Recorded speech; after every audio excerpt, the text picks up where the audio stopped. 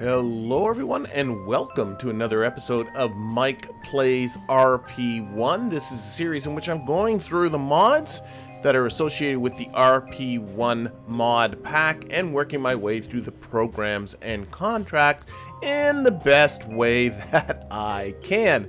And at the conclusion of the bulk of last episode, I would say actually I think all of it really was all about building this high altitude jet, which is certainly U2-ish, but I wouldn't necessarily call this thing by any stretch of the imagination a attempt at replicating the U2 reconnaissance plane, but it is there to try and do a contract to maintain a level flight at less than 300 meters per second at an altitude of over 22 kilometers for 5 minutes. And last episode I discovered that this thing could do that actually relatively easily, so that made me feel pretty good. And again, this has to do with the X-Planes program. This is a required contract of the X-Planes program, trying to progress my way through. Now, speaking of progression, just to show what else is going on here, we have being recovered, as been happening for actually the last couple of episodes. I've been stuck at the same moment in time for the last couple of episodes. The J-57 fighter jet is being recovered. It flew its first flight a couple of episodes ago, went fine. I'm interested to see if it is capable of doing the next step up, which is to fly at between 700 and 725 meters per second. Again, level flight, and do that for 3 minutes. So once that is recovered, we'll put that to the test as well. What else do I have happening here? I have the Bell X4. That's a plane that I was working on. It is being worked on. It's getting a new engine. Gonna try and bring it up to do this high altitude optional contract of cracking the 55 kilometer crude benchmark altitude record. We'll see if it can do that. As well, I'm thinking it might be a good thing to actually collect some high velocity. I can't remember what the name of the science is. I can actually look it up here. If we go over to here to the Kerbalism window, there is it the hypersonic one? I believe it is. Yes, there's hypersonic flight for cruising at more than 1.5 kilometers per second and collecting science. It takes 24 minutes. Might be a good plane to start doing that with. Not quite sure.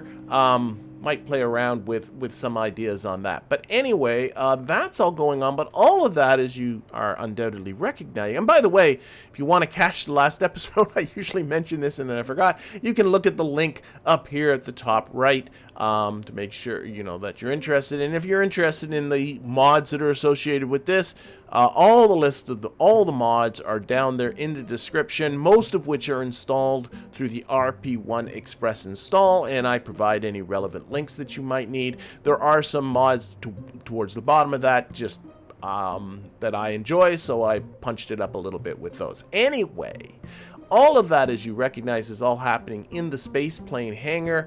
I want to start getting into some rockets again, and my next objective with rockets is to reach orbit, and I'm working on technology to help me get there. I got satellite era material science. That is due to be completed in just 14 days, and once that's done, I'm going to start building a rocket using the improved lighter materials that come with that. However, on the heels of that, a few months later, is coming orbital rocketry. That will give me engines that I know are capable of getting into orbit. So once this one is researched, the satellite era material science, I want to start building something in the VAB. I got engineers that aren't doing very much right now. I want to put them to work. Even if I don't have the right engines yet, they can at least start building the tanks and the avionics and all that other kind of stuff. And then I can pop on an engine once the engines are unlocked. It gives the engineer something to do. Anyway, there's the game plan. Now, this plane is largely done. There's a few things I noticed about it that, that I do want to tweak. One is, I noticed that all the way through, it was constantly wanting to pitch up. while it was flying, and that had the elevators just pitching down just a little bit to compensate. It flew just fine, but then I realized, and I was a little bit puzzled as to why that happened, and then it was in the editing that I realized, oh, of course it is.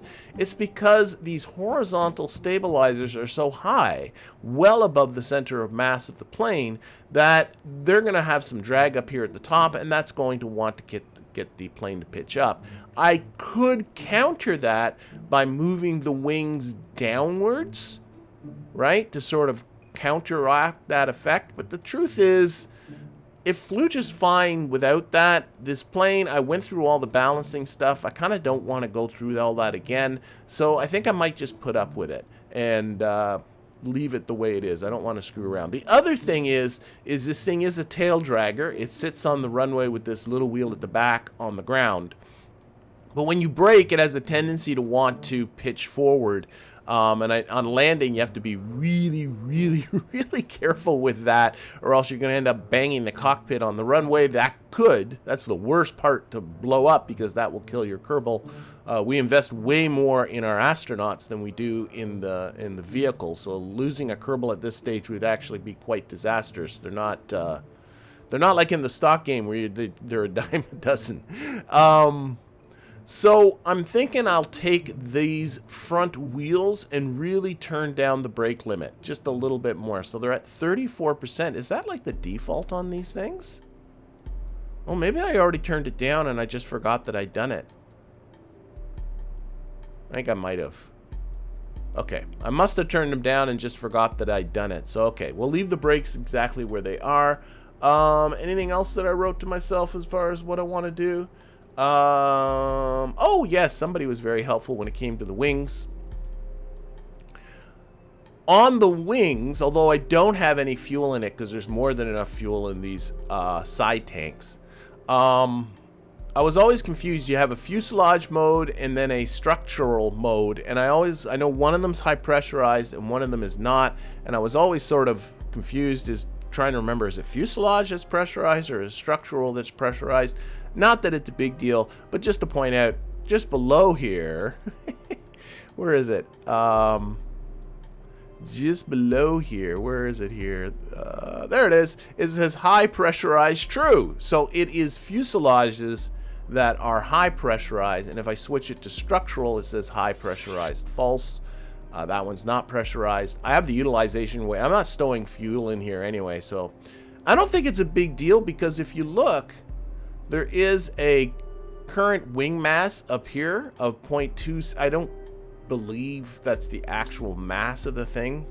Down here it says it's a mass of 0. I know that's not right either, but if I if I look at this current wing mass, that's what I'm assuming that stands for, and switch, notice that that number doesn't change at all. So I'm not sure it's a big deal if you have it wrong, other than if you do need pressurized and you don't, if you are stowing fuel in there, you do want to make sure you got that right. Anyway, that is that. And then finally, I think all I want to do is actually kind of decal this up a little bit. That's it. So let's get rid of some of these extra windows. And let's get some decals on this thing.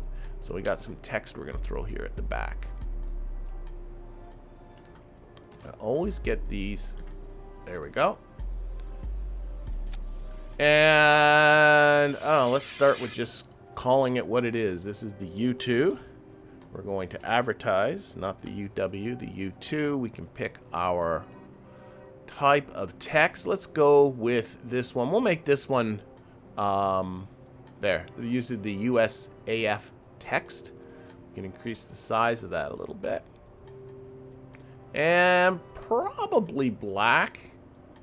I might just leave it as black. I think that's pretty good. You can put on a little bit of edge wear to make it little, I don't know if that's making much of a difference. What I find, if you turn the opacity down, it really does make it look a little bit more like what's underneath is showing through a little bit to give it the idea of a bit of wear. Got to put it on two-way symmetry or else I can't see what's under there. And let's put, needs more information, so we're gonna throw some random numbers on the bottom. Set text. So it's got a J57 engine, so we're going to put in J57 -T for turbo -01. How about that? For just some sort of tail number, we're obviously going to scale that right down. Try and make it so it looks kind of the same as... There we go. Grab that. There, got the same thing happening on the other side. Yep. Okay. What else we got here? I do have... Let's get some flags on here. Let's put them on the side. Now, this is my game flag, but we can change that. Select a new flag. I do have American colors for the Air Force. That looks all right. Now, it looks like... if I increase the depth a little bit, it comes out fine. It's a little bit big.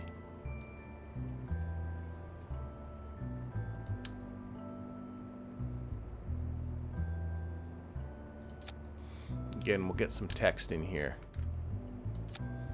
Type USAF. Okay, and that's still the... No, we gotta put that on the correct there. Say okay.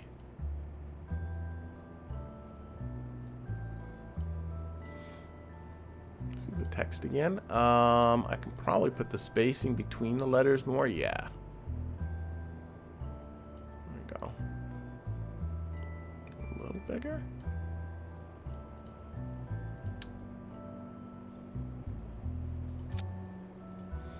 Again, if you change the opacity just a bit, it looks just a little bit worn, which is nice. All right, we'll get some more stickers on here. Let's see. I know there's ones for talking, like just various warning stickers.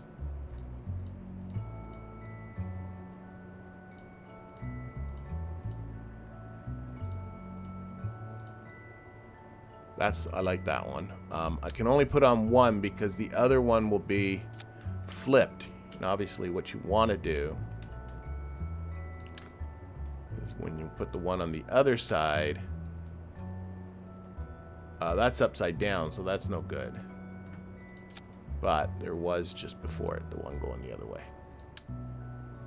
But, okay, let's get another warning sticker on this side here. Notice there was one that just said ejection seat warning. You're all equipped with an ejection seat. Okay.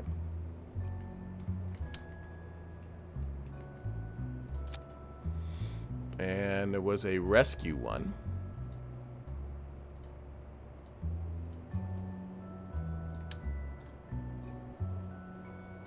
Was there a rescue that went the other way? Oh. So I guess I got to flip it around this way. These are always nicer if they're on a little bit of a slant, I think.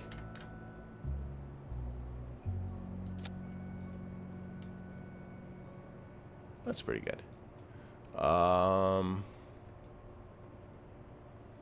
I don't want to get too carried away, but you get the idea. There's all kinds of little greebly things that you can put on here.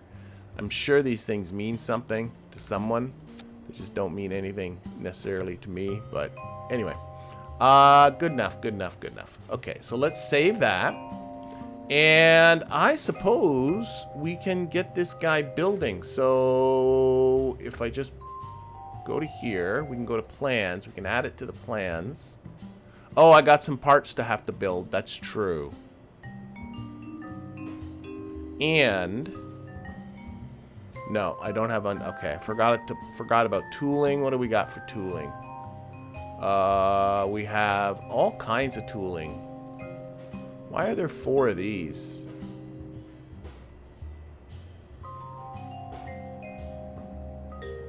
I guess I gotta tool it all. Okay, so let's purchase all toolings. We're doing that. All of that's covered by credit, so that's cool. Okay, and now Close that. And go to plans again. Add to plans. There it is. So that's that. And we can also just simply close the plans thing. But if we just push build right. There it goes. Okay, so let's just take a look here what's going on in our integration. So it's being integrated. Now what I'm curious about, because this is what was pointed out to me a little bit ago, is I have 160 engineers in the hangar. Right now, only 16 of them are involved in the recovery. Oh, I guess I won't find out till that's recovered. I can't push that to... Okay, so let's get out of here.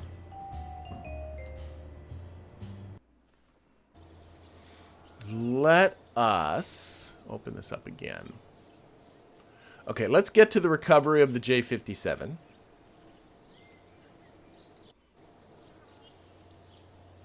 And then what I want to do is I want to push the U2 ahead of the Bell X4. Now the Bell X4 is only going to take 19 minutes, so there's really not much reason for that. But, in fact, it's way better the other way around. But, I just want to look at the staff. How many engineers are working? Oh, gosh. A maximum of 25 engineers will work on the U2. So I got to be cognizant of that. So I always thought... Okay, more engineers the better, but only 25 of them will work on constructing the U2. So that means I have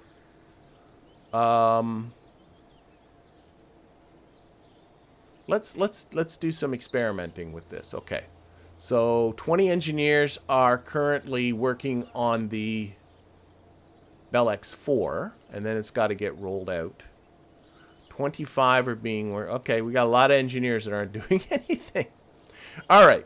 Anyway, with that done, I'll try and figure out my engineer situation. Again, I want to research this satellite era. So let's take our J57 fighter jet, and we're going to just take it into the hangar. And what I'm interested in is, can this thing get to the 700 meters per second and fly that for 3 minutes? And if it can, I'm going to use it to... I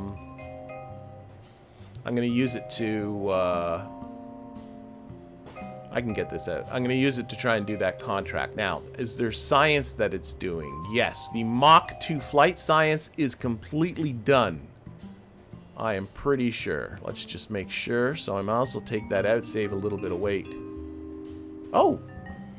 It's not... Yes, it is complete. What is this 0.6?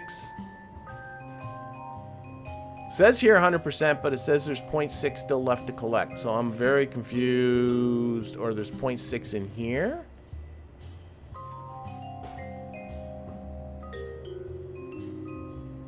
I think it got confused on recovery. I don't think there's anything there. Let's take it out for now. We can always do it, put it back in later.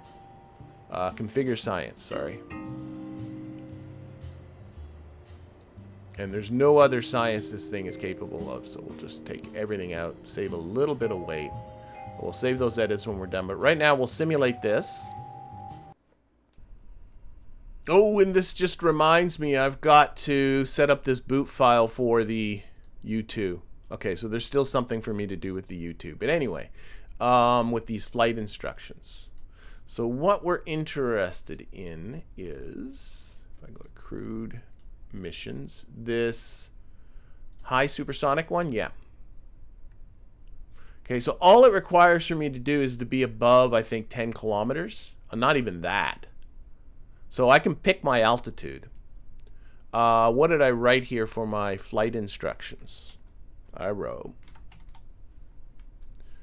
I can do this. Launch from the runway, get to a target altitude of 15 kilometers. Okay, we'll try that. Well, it's already set to that. Climb rate of 10 degrees. It's already set to that. Velocity max of 640. So this is old. So I want to set this now to 710. A little bit higher than the 700 that's required. Heading's going to be 90. That's true. Further instructions, turn around when altitude is reached. Yeah, I'll probably do that too. Okay. We'll do this heading, and otherwise, this guy is ready to go. So throttle up, and T, and I don't need T. What am I doing? Put on fly-by-wire. No. Oh my gosh. And go. I am a very, very confused person. All right. So like I said, this thing got over 600, well over 600 meters per second before. I'm curious to see. Now, 15 kilometers may not be a good altitude for this. Up we go. Okay, put on there. 15 kilometers might be wrong. It might go faster at different altitude than that. That's what this is kind of about. Oh! I'm out of fuel. Oh, for goodness sakes. Okay, let's restart the simulation. I see what I know now everything I've done wrong. Revert to editor. Oh dear, oh dear, oh dear. Alright, this thing, I need to fill the tanks because it's still in the state that it was when, okay, now I can simulate it.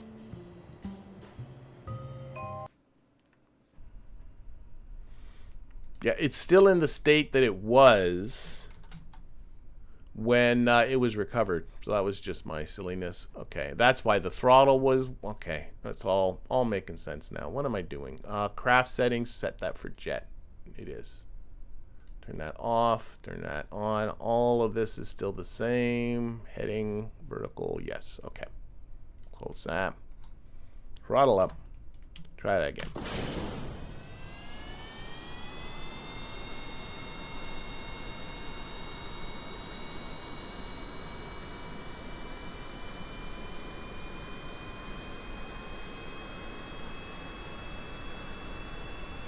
I noticed the right time to start pitching up is right when those afterburners start getting on, and then you just give it a little bit, just get the nose up. Come on, nose up, nose up. You want to be careful not to hit the bum, and then we can put on the cruise flight controller. Okay.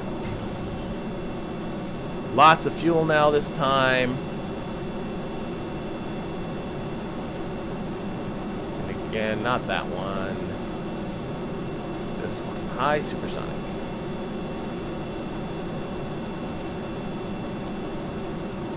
Should have no, yeah, it always has the crew report and telemetry, even though there's nothing to collect, so just let that go. Put that there. Okay, we're off, we're off, we're off, we're off, we're off. We can do a little time warping now.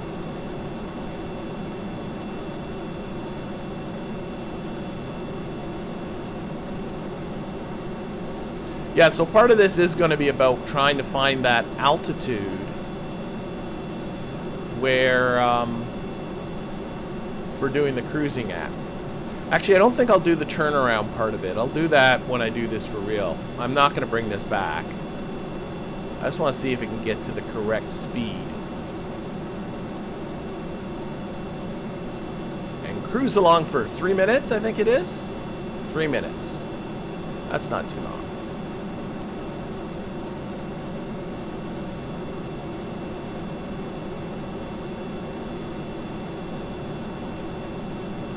Alright, we're at 8 kilometers.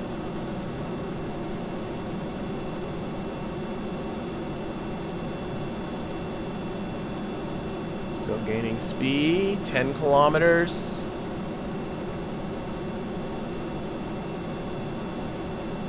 And I mean, there is like a right altitude, right? Like the higher you get, the thinner the air is, which is going to affect the thrust on the engine, but also the higher you get, the thinner the air is, which affects the drag on the craft. So there's going to be a right spot where it will have, where those things are optimized. I just don't know where it is. So I'm guessing at 15 kilometers, but I have no idea. So let's see how fast this puppy will go. We're going to put on the speed controller now because I don't want it to get more than 700. But if it gets over 7, I don't want it to go more than 710, but even if it gets to 700, I'll be ecstatic. I'm a little bit worried.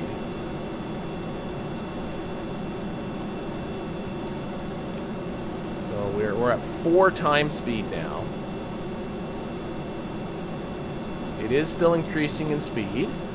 We are using up fuel. I can put in more fuel because I have the utilization actually turned down quite low on these tanks. But I wanted to use just, you know, I wanted to have not carry more fuel than it needs. That's just weight it doesn't need to have, right?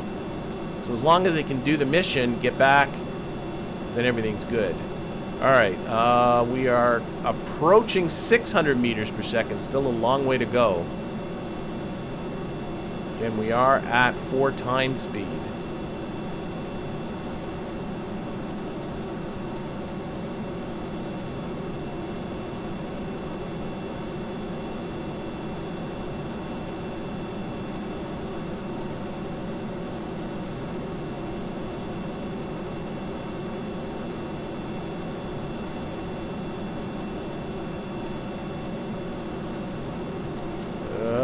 I can see the rate at which it's increasing in speed is definitely going down. And we're getting some heating on that cockpit we got to be cognizant of. So there's 690. So I might need to go to a higher altitude just because of this heating on the cockpit. There goes 700.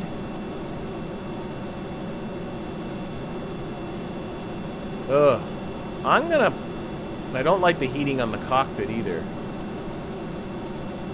And it's gonna run out of fuel. Okay, let's try 18 kilometers. Let's see if that's better or worse. We're going up. Take the speed control off, just go up.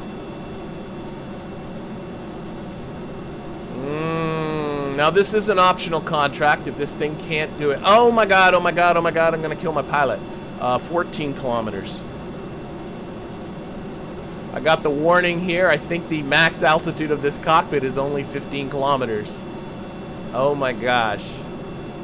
So 14,500. Okay. Sorry about that, Frederic.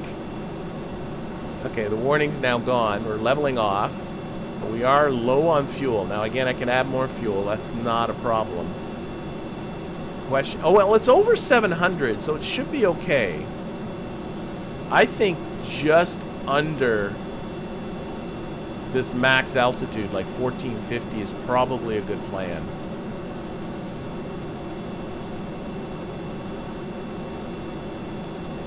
I mean, it is doing it. We're counting it here. I'm going to change this speed to 705. And I don't think the cockpit's ready to explode.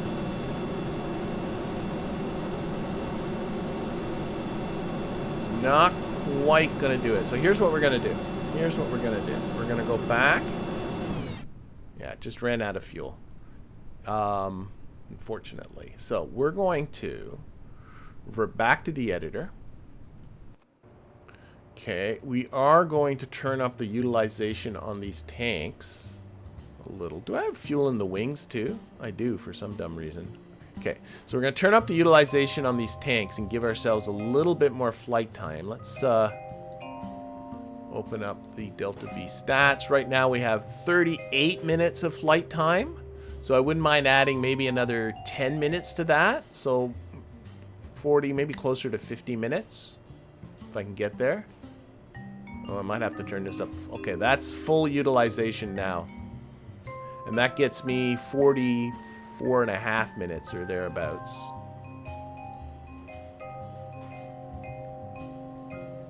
And the wings are at full utilization, they are. So if I'm going to, I'll have to just go higher. All right, we're gonna give this another sim.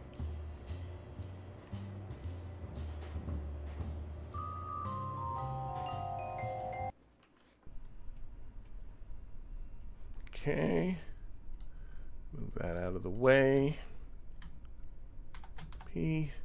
So we're gonna make some adjustments here. So this is 1450, gonna agree with that. 10 degrees is good. Speed control, I'm gonna change that to 705. Doesn't need to be as high as it was. Heading of that. And I am going to do the turnaround, I think. Craft settings, set to jet. Yep. We can close that, and we can punch it, and we can go. Oh, I keep putting on SAS, even though that's a bad idea. Bad idea if you're going to use standard fly-by-wire. If you're going to use this autopilot feature, you don't want to put on SAS on top of that.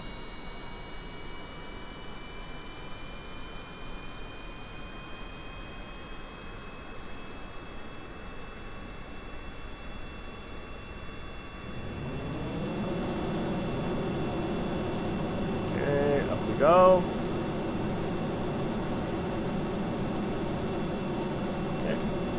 Here and cruise flight control. Cruise flight controller. Put a waypoint down there for us to aim at to come back. Okay, and we'll just put on the time warp, and we'll keep track of our contract. High speed supersonic.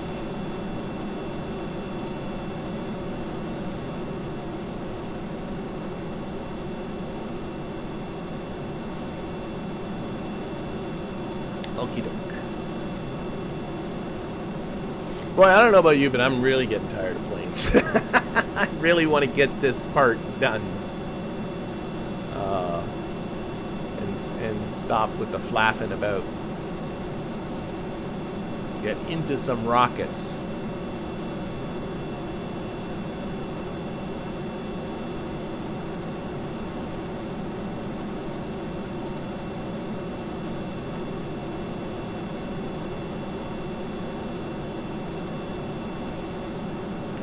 Alright, so we're getting to altitude. So what I'm going to do is I'm going to hit waypoint here. We're going to turn around, head back towards the Space Center so we don't get ourselves too far away.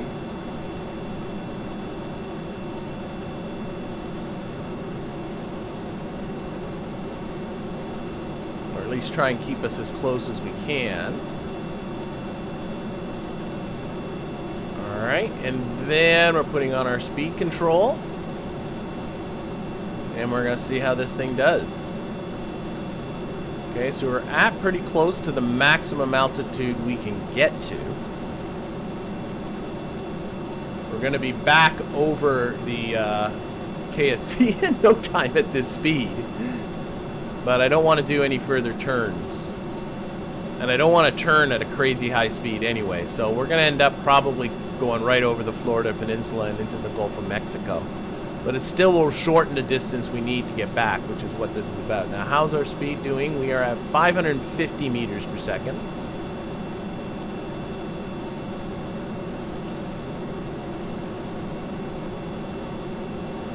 Alright. 600 meters per second. Again, all we got to do is do it for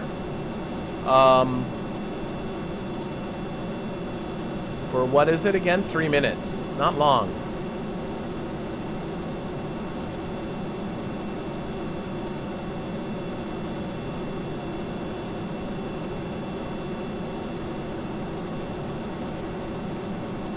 And we'll come back very slowly, so we will be sipping the fuel on the way back. Okay, 670 meters per second. We're starting to get the heat warning on that cockpit.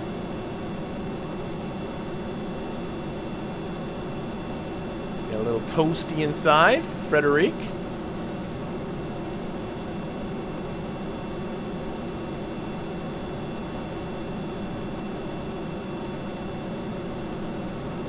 Okay, and 690, almost to speed. We don't have a lot of fuel left. Oh, I don't know if I want to redesign. Well, I can just make these tanks bigger. Not like that's going to be hard. Question is whether it's worth it. I mean, I don't have to do this contract. It just scores me 13 reputation. Maybe the better plan would be just to retire this thing. Okay, we're at speed, so now we got to do this for 3 minutes. So Been at speed for a while, actually. We're closer to 2 minutes.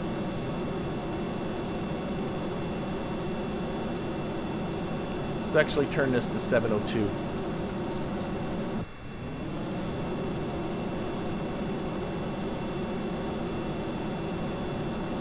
Oh, it fell below. Shoot. Oh, that was a mistake. Shoot, shoot, shoot. Ah, it fell below, and now it's starting a 3-minute count all over again. Shoot.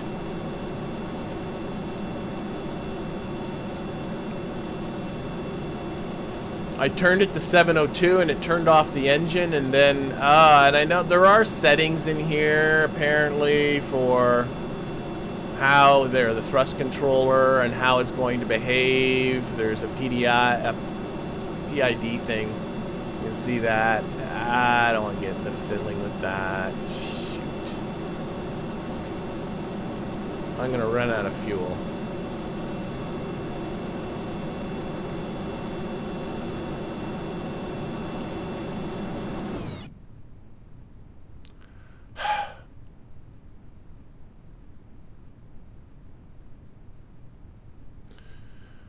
I'm thinking it probably could have done it.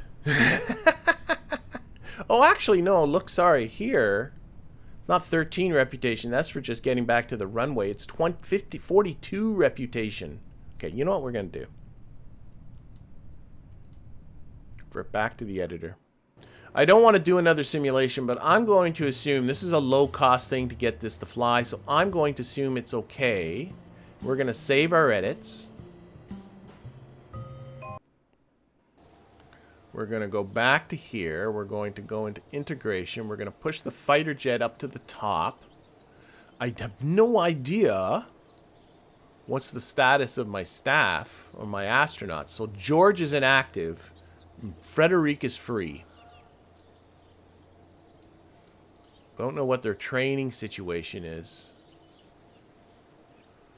Oh, I can start training him in the X-15. That's the space capable. But I'm just researching that, so it's going to be a while till I see that.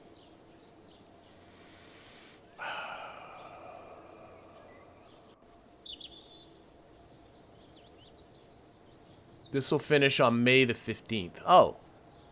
Okay, so this just is instantaneous. Okay, there we go. That's no problem.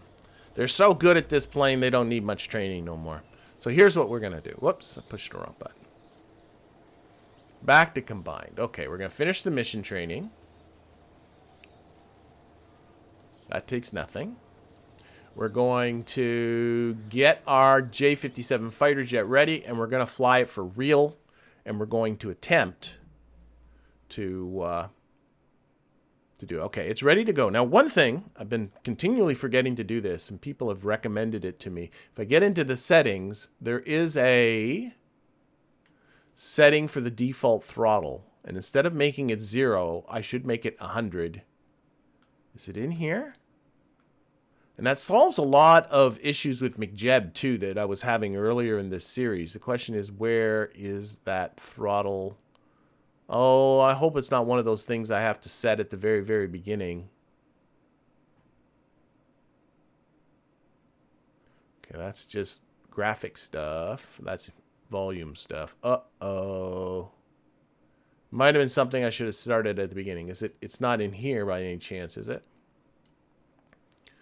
Re-entry heating. Done. Science. Done. Not gonna change any of that. Advanced.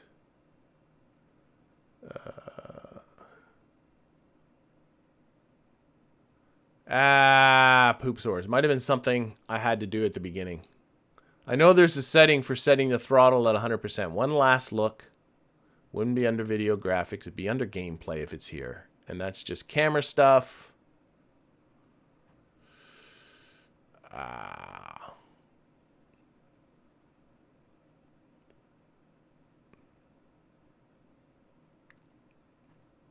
All right, forget it.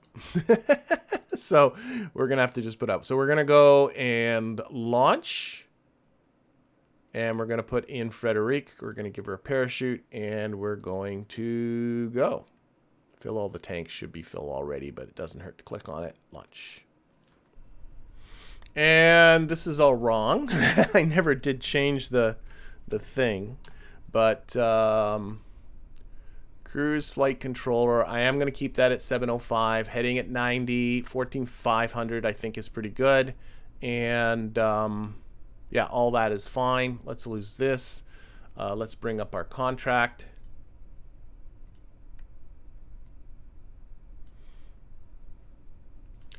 And the uncrewed, crewed missions, and high supersonic. There we go. Okay, let's do this thing. This time it's for real. No simulation, or no, you know, if things go wrong, it's bad. And I'm not 100% sure I can do this, but at the same token, I think we can safely get, you know, we'll bail. It's all right. I'm not quite sure they have the fuel.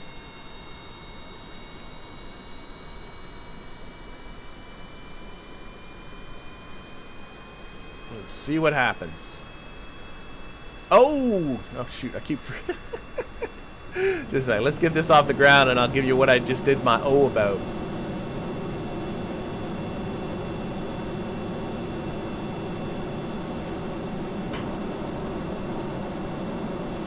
Okay, cruise flight controller, there it goes. Okay, I gave my O because I just remembered that this thing had a steering issue upon landing with that front landing gear.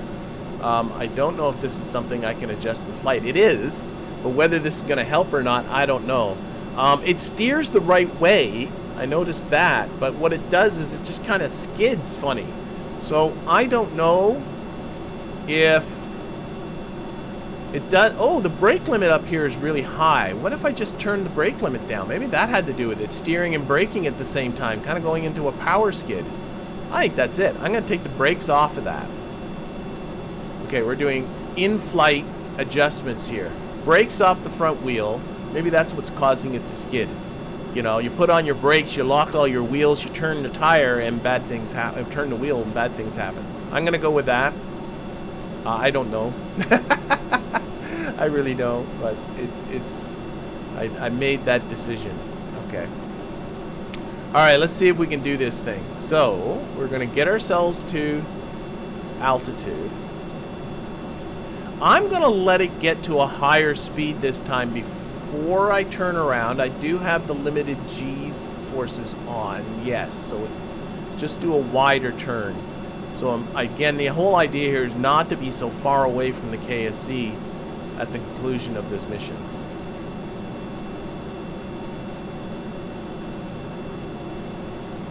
That is the plan. Oh, I also should take a look at... There's some confusion with the science. I wouldn't be surprised if that confusion is rectified. No, it still says I got 0.6 value aboard. I think that's confused. It says I got 100%. I'm going to trust it to be 100%. Okay, back to that. All right. Time warp up to altitude.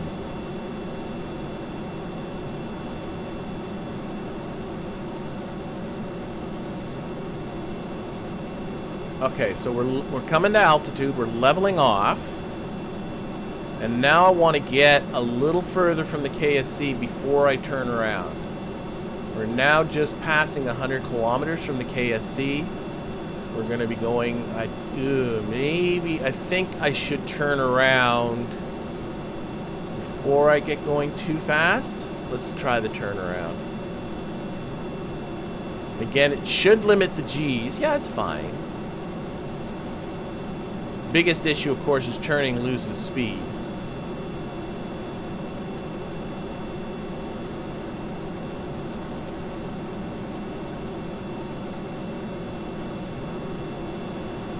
All right.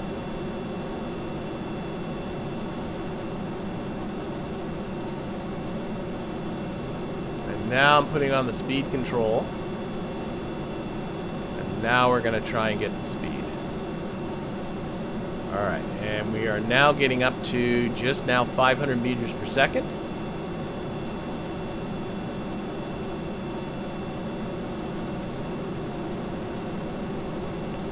And 4 times warp, 550 meters per second.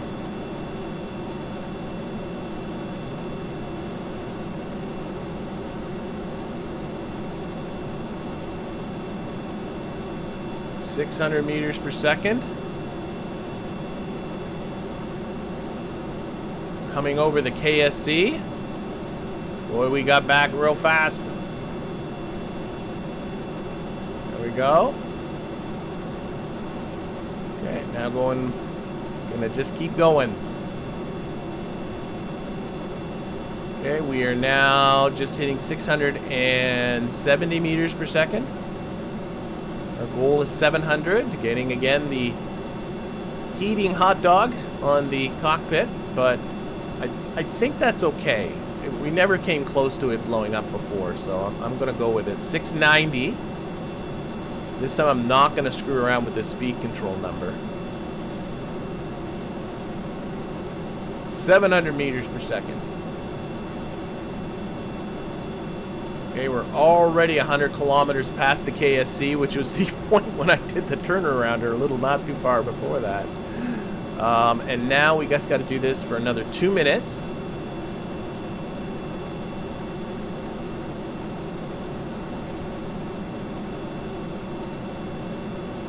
And then we're going to cut this throttle.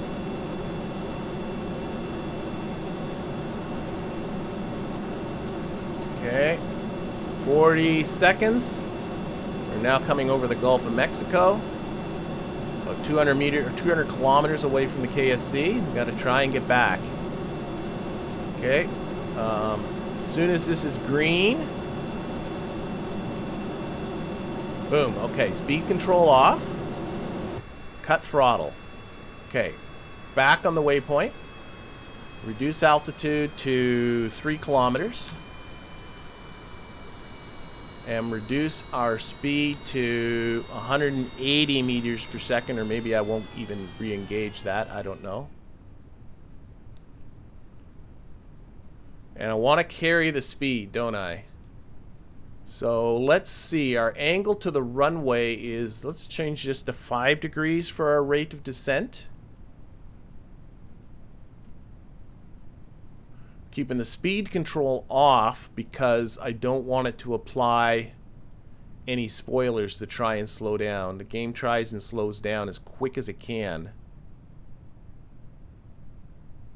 And we're going to try and see if we can do this. Let's put this at 300 meters.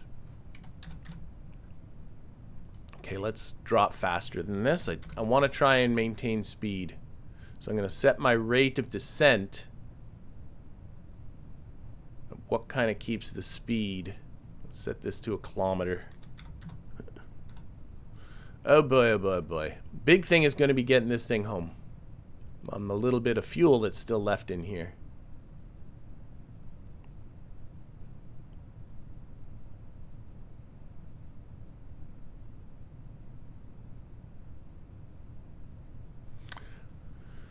All right, we're losing speed, but not losing speed precipitously.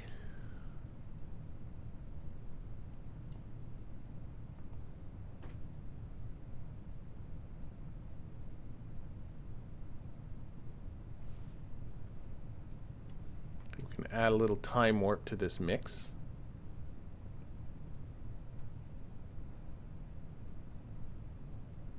Let's change the speed control to 150. I want to give enough speed to sort of stay aloft.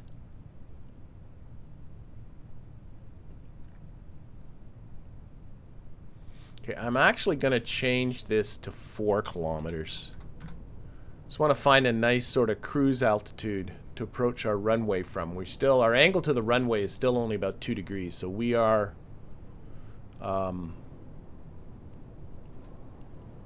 you know, quite a ways away. Still 185 kilometers away from the KSC. Now I can land anywhere. I just won't get this 13. So worst comes to worst, we'll just land somewhere. The ground is all around here is pretty flat.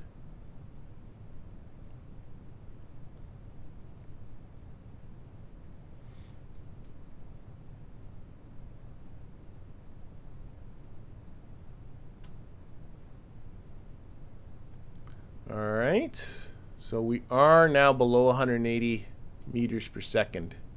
When it gets below 150 or gets close to 150, I am going to put on the speed control. I don't want to get too low and start losing lift. Okay, it's starting to, we're going to end up, it's leveling off, so we're just going to put on the speed control. And it should just like cruise. There we go. And the afterburners aren't coming on. And that's a big deal. I mean, the afterburners use up a ton more fuel. So if we keep the afterburners from going on, that should make a big difference.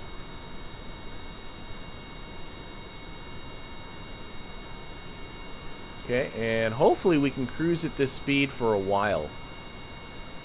And people are always asking me too, like, can't you click on this and see? See, I'm trying to click on here. It doesn't tell me how much time I have left. Our ETA to the runway at this speed is about 17.5 minutes. I can't click here. That's been disabled. If I open up McJeb, which is way down at the bottom, and put on the the Delta V stats, it gives me this 3 minutes, just under 4 minutes, but I think that's assuming a full throttle. I don't think it is. Yeah, you can even see the seconds are counting down very slowly, and I'm at two times speed, so this number's not dependable. So we'll just cruise along, and if I start running out of fuel, we'll keep an eye on things. Actually, probably keeping an eye on that might not be a bad idea. Delta V stats. Let's tuck that over here. This time's not right, but and again, I'm going at 4 times speed. That's why it's going down as quickly as it all. But as this gets close to 0, you do know you are getting close to being out of fuel. So it's probably a good idea just to keep that more as a fuel gauge. And if this is getting close to 0, we'll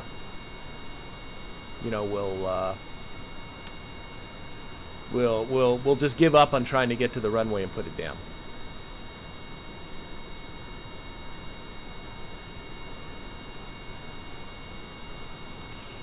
And again, I know it feels like I'm going so slow. I am at 4 times speed. So I'm going as quick as I can. And I'm keeping an eye on this angle to the runway. When it gets close to about 10 degrees, we'll probably start making our descent.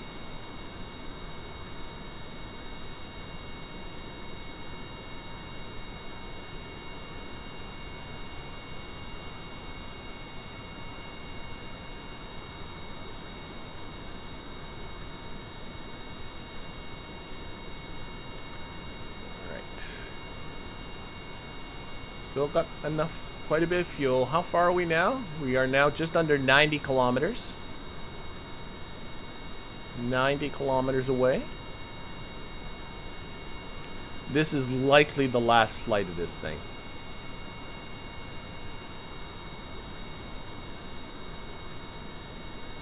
Then it's going to be on to X-planes.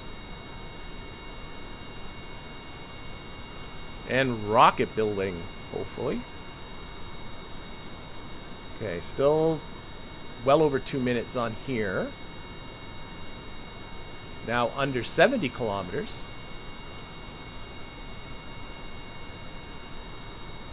Limping our way home.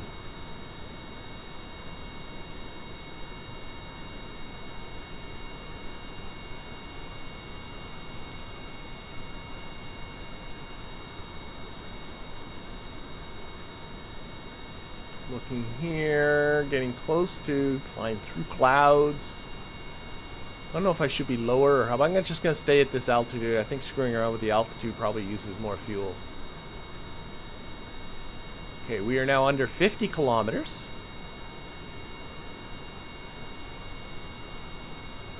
Minute and 45 seconds still left, but we've been flying for much, much longer than that. ETA is now down to about 4 minutes to the runway. In fact, the runway is coming in sight. The runway is coming in sight. What do we got for our angle? Okay, I think I'm going to start thinking about making a descent here. Let's put this at 300. Take the speed control off. Put this at 300. Cut throttle. We are increasing speed as we come down. I just don't want it to apply spoilers, so that's why I'm... Angle to the runways, 7.7 degrees. We're going down at a rated descent of 10 degrees, so we're going to come a little bit short. I can see I'm not lined up particularly well, but I just want to kind of not worry too much about that just yet. Well, actually, I could. Let's take it off of this. How do I take it off of you?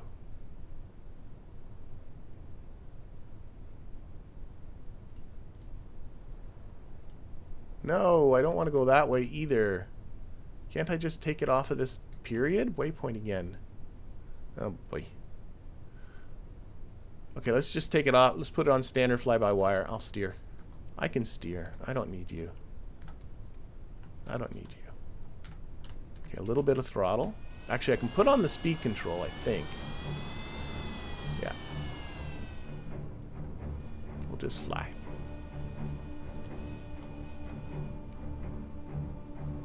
Oh, I like having the speed control handling the throttle. That works pretty well. I'm going to be able to... I'm going to get this... I think I can get this to the runway. It's hardly using any fuel.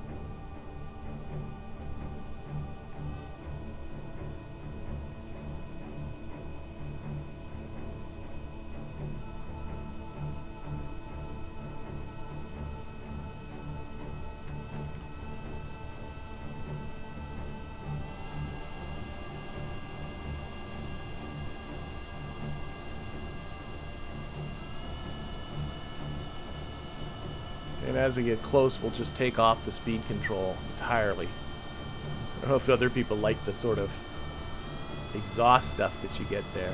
Okay, coming in.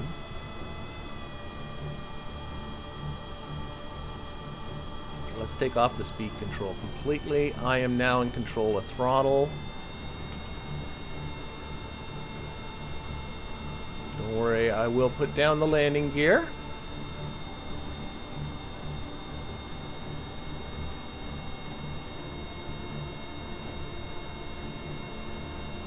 We're good.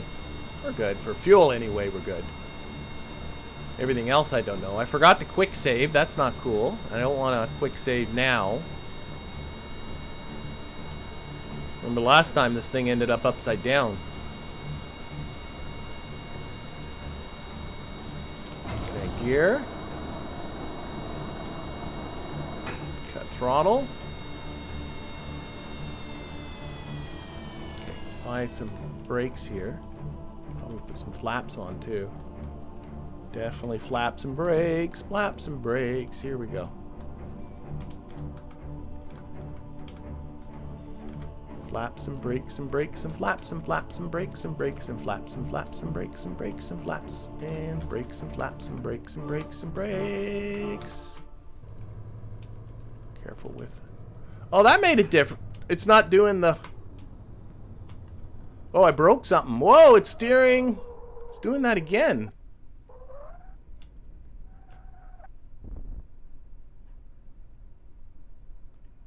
Uh-oh.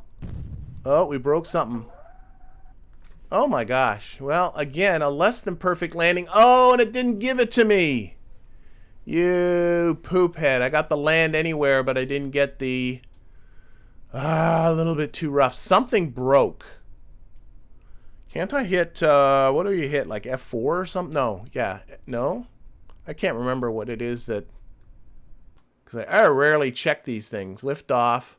A B9 procedural control surface, Supersonic, crashed into terrain. So one of the control surfaces broke. Doesn't look like it. Oh, there you are. That broke. Oh, dear. Okay. We broke off one of our elevators there. Alright, that's probably why it didn't give it to me.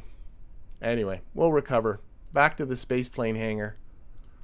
It's probably its last mission anyway. Not 100% sure what happened there, but oh well. Mission accomplished. That's all that matters. See, I got the little thingy here. Contract complete. Alright. And if I go into here, I'm pretty sure... Let's look at X-planes again. There's this one now, which is like 800. No, I'm not going there. 800 meters per second is the next one. There's this hypersonic one to go 2,000 meters per second.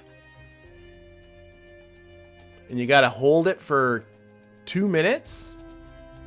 That's going to be a rocket plane, though. Maybe the X-plane can do that. I don't know. So we are recovering that jet. Also, our astronauts off. Let's just check on astronauts. Frederic is inactive until... Oh, I don't have any alarms for this stuff.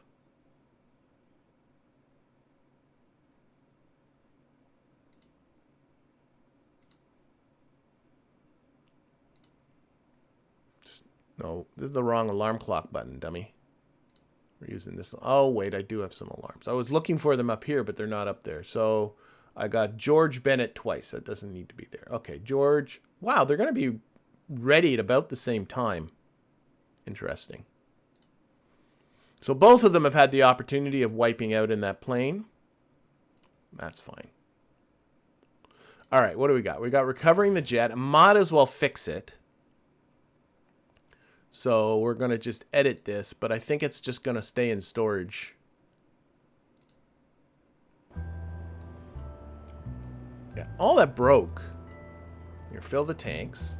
All that broke. I think turning down the brakes on that was not a bad... I think maybe the thing to do. I took the brakes right off.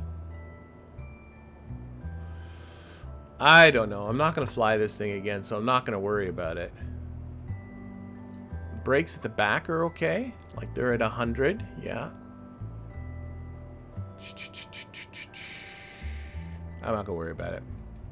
Okay, fill the tanks. Just fix this. So we just need to take this guy. Put it back on.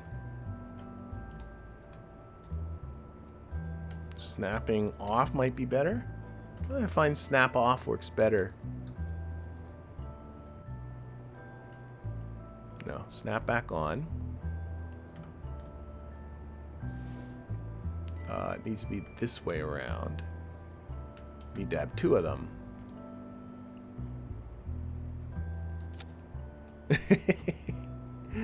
And then we'll just turn it to get this to be right.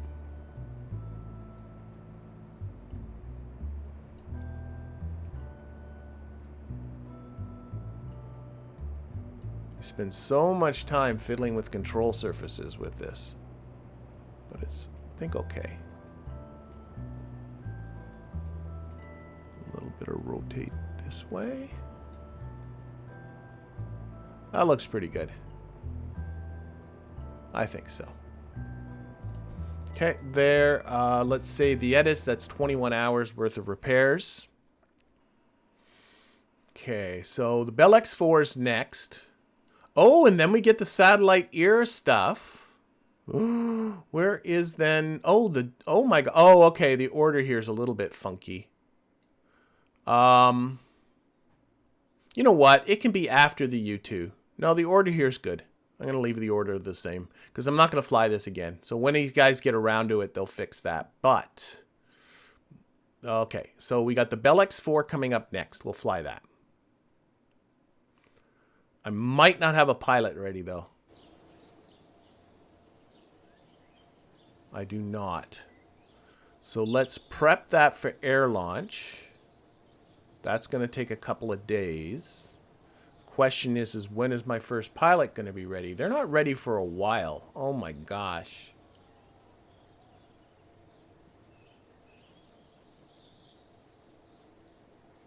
Let's unmount this then. So, George is ready in 17 days. It takes 2 days to do this. So let's just add an alarm. Let's remount this. Add an alarm. Whoops, that's the wrong button. Here, add an alarm. Start rolling out.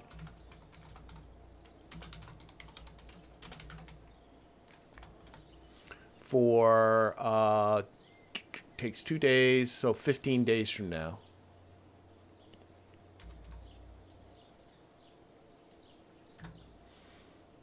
Because I ain't got no pilot ready yet. Okay. And that's when I'll start rolling that out. So in the meantime, my engineers can start working on the U2, which is good. And, well, the limited number of engineers can start working on the U2.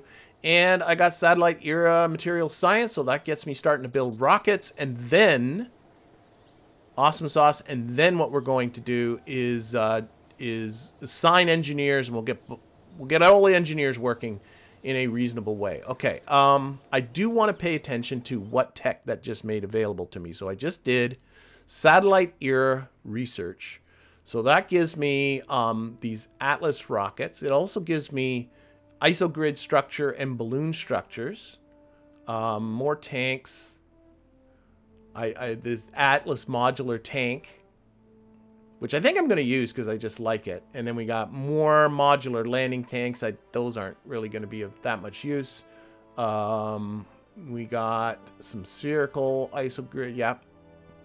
So various kinds of tanks. That's the main thing, really. Oh, we do have an engineer efficiency upgrade, so that was good. I do have orbital rocketry is the next thing. That's going to get me all kinds of... I'm really looking at... What motors am I looking at?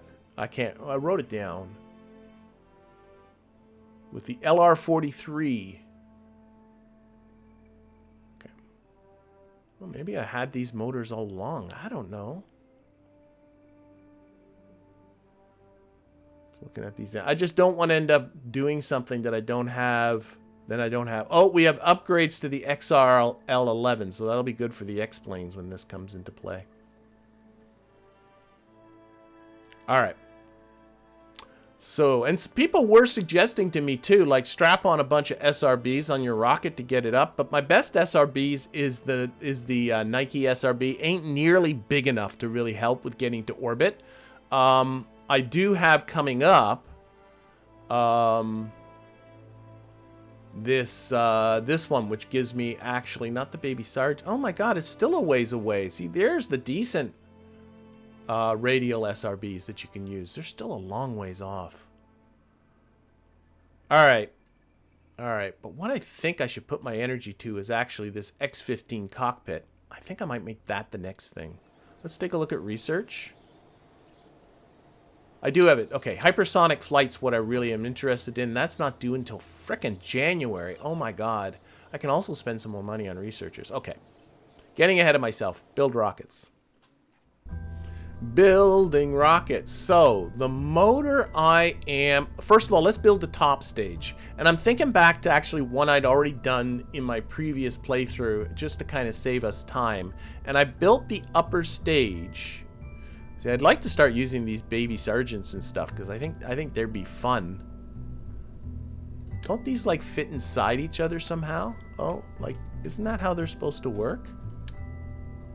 Like, I always thought... You did something.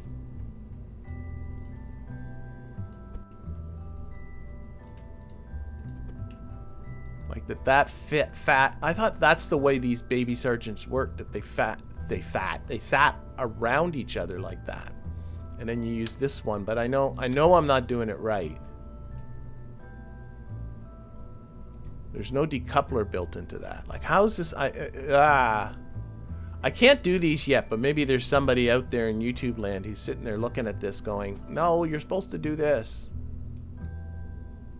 Like, I think that's the way they're supposed to work, right? They all go off, or sorry, you do the outer ring first. Isn't that the way these are supposed to work? And then there's an inner ring.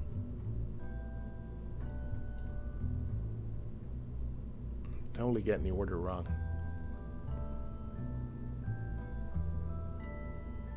Goes on the top, that one goes on the bottom. Isn't that the way they're supposed to work? But then how do they separate? If you know what I mean. Like, there's no... Let me look at the couplers. Like, in my mind, there's no decoupler that's really... There must be something, though. Oh, baby Sarge. Oh my gosh. Oh. Let's pull this all apart. Sorry, I am getting distracted. Baby Sergeant 11 times cluster decoupler and Baby Sargent 3 times cluster decoupler. So you got this thing. Does it fit on the top?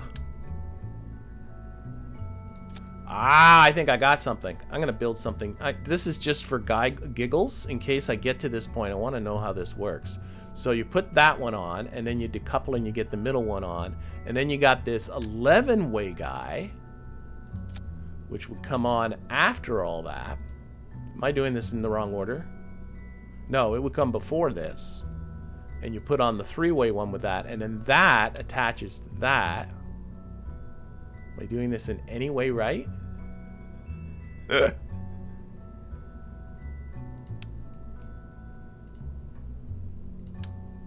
goes here. Okay, that goes there. That's easy. How does this hook on? Or maybe you can't do the 3 and this at the same time. Maybe that's what this is about.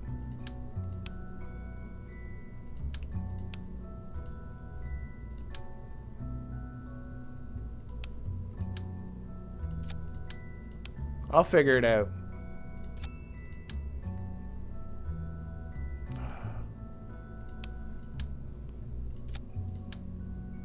That's not right. Okay, let's do one thing at a time. This is what I want to see if I can figure this out. So this goes here. This goes here. When this worked before, like that. So you put those 3 off, and then you fire off the middle one. And then let's just put some sort of avionics on the top of this, just for some giggles and giggles, giggles and giggles and giggles and giggles, like that. These have no kind of gimbal control or anything.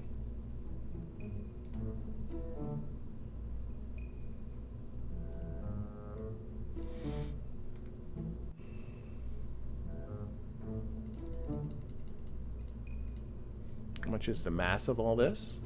Hardly anything.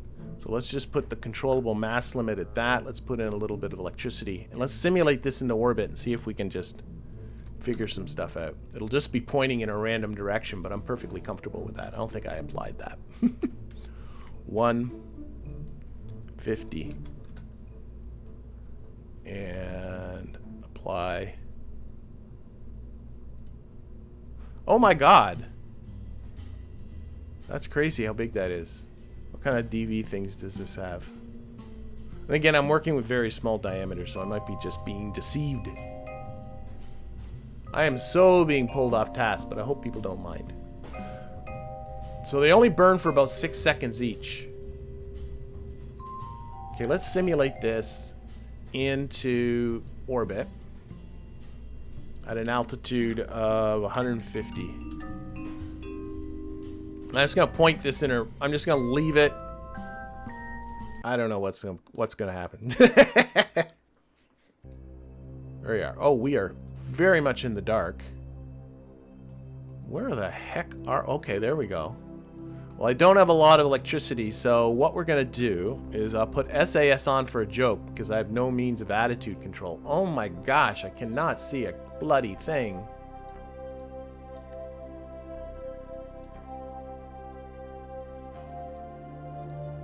Even when I turn this up, it doesn't see anything. Okay, forget it, forget it, forget it, forget it, forget it, forget it.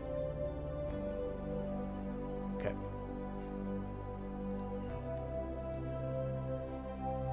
Reset the default. No, use the... That's what I want. Okay, just go away. There we go. Let's just punch it and see what happens. So...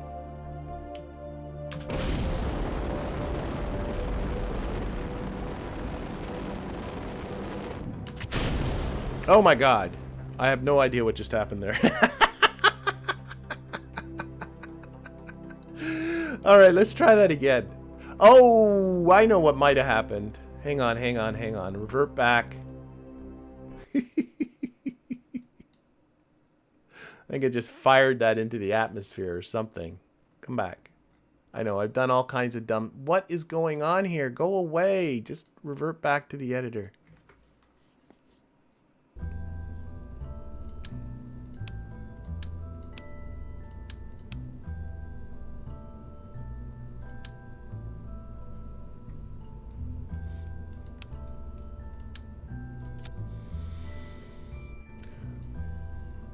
Just want to figure out how these decouplers work.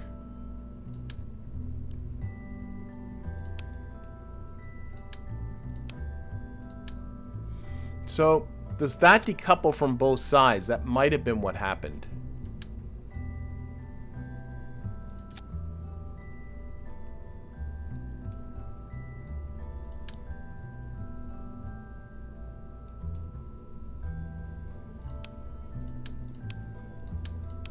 So I would think that should be firmly attached to that. That's not right. I'm really interested in figuring this out, though. Okay, let's, I'm going to simulate this one on the launch pad. And all we're going to do is see what happens when I stage. So we're going to get some launch clamps.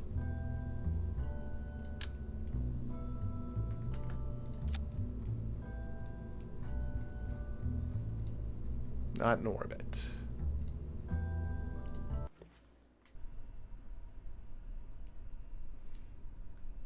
Okay, so if I grab this and just decouple it, what happens? That falls off the bottom. But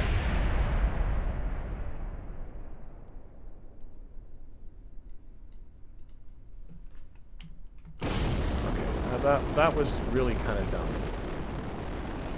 There's no way that's the way it's supposed to work. So let's go back to the editor. These are supposed to fit around like a ring. So now I'm thinking this goes between, but then it feels like that's going to do both.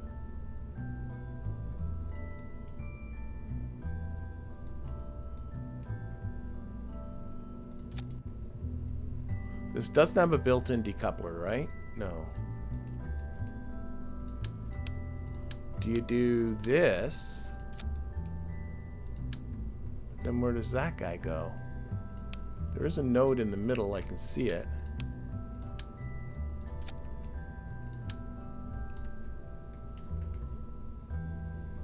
Holding the Alt key now. There's just not a node for this to go on. Oh wait, it clicks on the... There's a node on the bottom. That ain't right.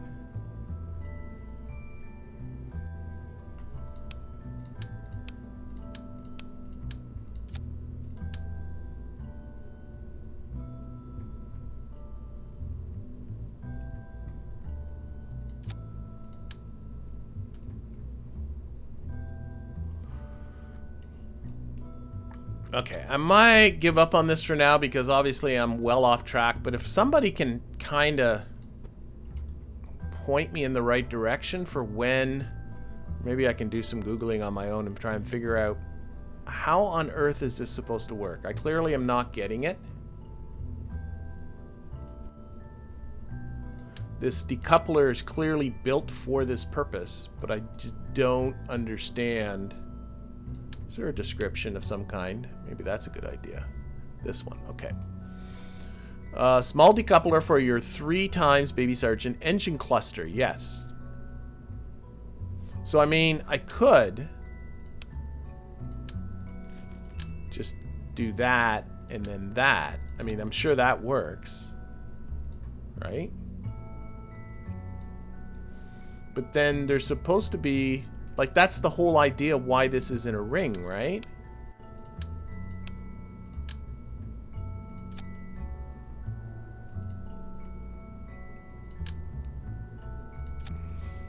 You're supposed to be able to fit one inside the other one. Okay, wait a second, wait a second. Maybe you start... You start with that. No, that doesn't make sense, because... No, that makes no sense.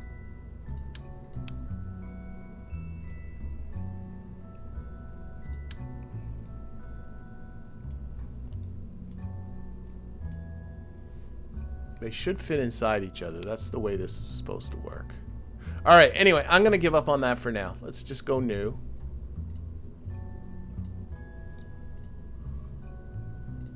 And let's stick with what I know. So I'm going to start with avionics probe core. We're going to build ourselves an upper stage. I'm shooting for a 2-stage rocket. And the engine, which I think I've already unlocked, so this is good because I can have my engineer starting to build with it, is this Stentor engine, which I've already used before. It is an unguided missile engine. It's a UK British for British missile. And so we'll put a fuel tank under there, obviously. And now I can get into, like, they got isogrid tanks, balloon tanks. So we got isogrid tanks and balloon tanks. The isogrid tank has, I guess you don't know until you start putting the fuel in there. So let's put a Stentor on the bottom. Let's the Stentor. Let's open up the engine GUI. Does it require... It requires ullage, but does not require a pressurized tank. So if I take this balloon tank... Oh, I guess that's it. You just got a balloon tank. So I can fill that for the Stentor. And I have these isogrid tanks, an aluminum gridded tank, then a high pressure aluminum gridded tank. Okay, so the balloon tank doesn't have a high pressure variant. Am I right in that? So that's kind of the main difference. And then this guy can also fill for the Stentor. And what I'm interested in, what is heavier? So this guy has a dry mass of 18.2 kilograms. This guy has a dry mass of only 8.25. So I think, and I'm hoping I'm right on this, let's throw this away, is I'm thinking this, the balloon tank is the lighter of the two, but it doesn't come in a high pressure variant. So if you need a high pressure tank for your engine, you got to go with the other one. So anyway, this is what I got. Now, if I take a look at the Stentor, we're going to give this the test too, because this thing's got some burn time on it, does it not? Oh, maybe not. It doesn't have any flight time on it? I thought I'd flown this before. I could be confused.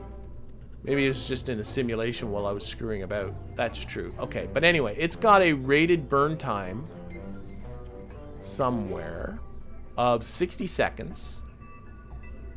And I bet you anything we can go quite a bit more than that. The mean time between failures is 11. And it has a 97% chance of 97.5% chance of ignition success. So what we'll do is open up McJeb, look at our Delta V stats, and fill this for the Stentor. There we go.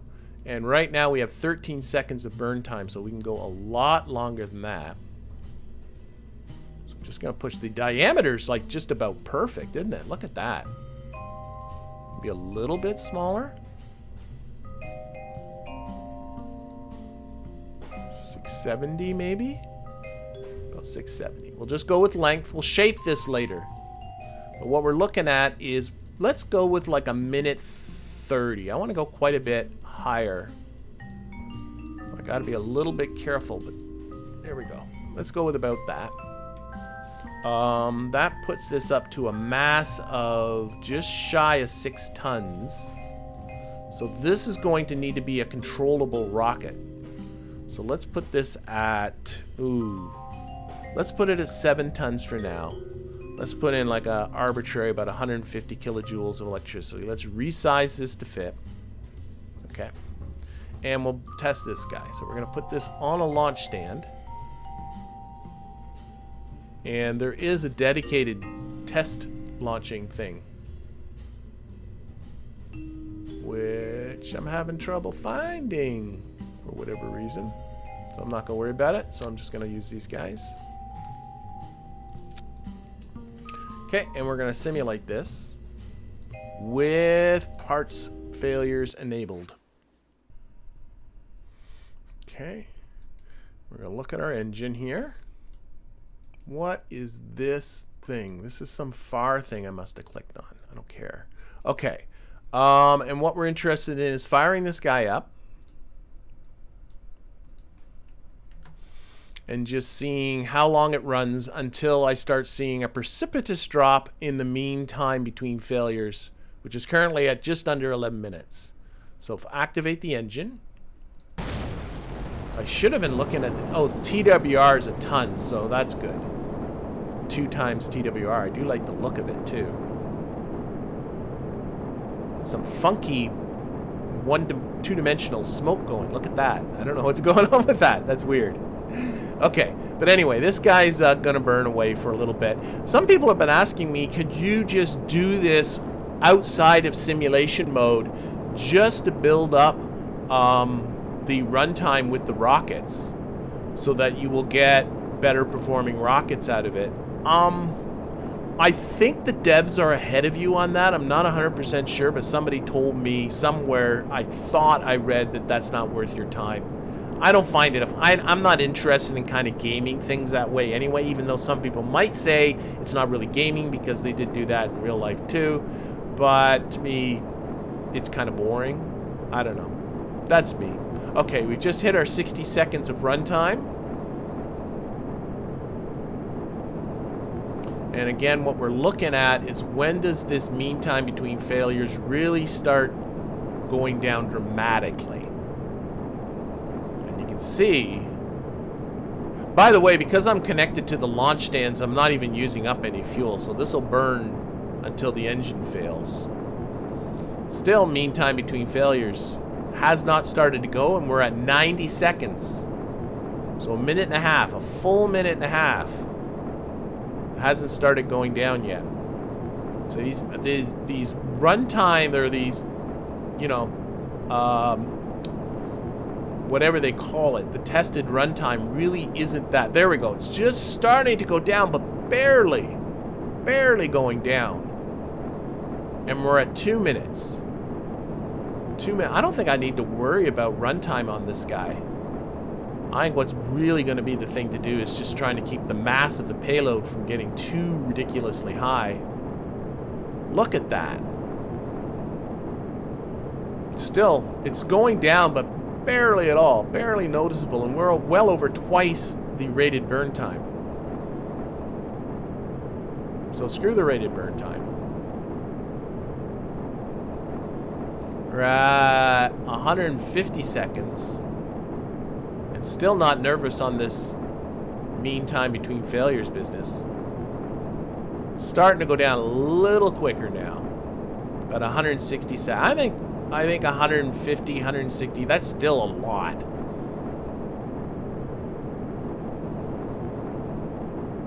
Yeah. I think 150 seconds is a nice number. That's 2.5 minutes, right? Yes.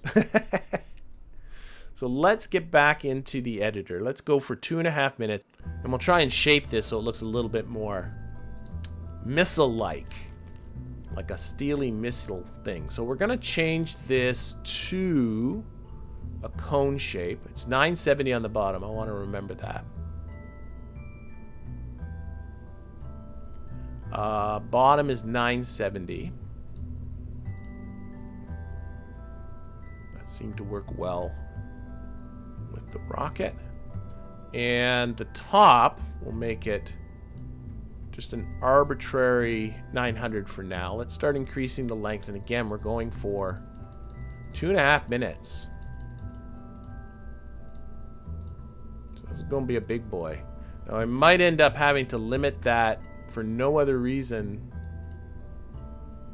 than the mass of this. I don't want it to get too high. So there's 2.5 minutes right on the button. Already 5,414 meters per second of DV.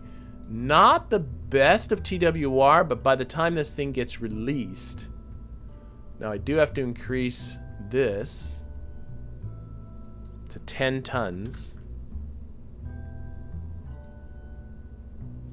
And we'll probably make this into like a nose cone. So let's change the shape to a, not like a smooth cone. And we'll make the top of it 0.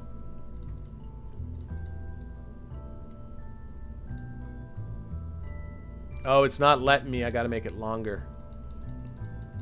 Now I gotta make the top 0. There we go. Let's change also. Let's make it pointier. Pointier. Pointier. Pointier. It's gonna be the top of our rocket, like a nice point, like that. I think that one's peaked 1. What's peaked 2? No.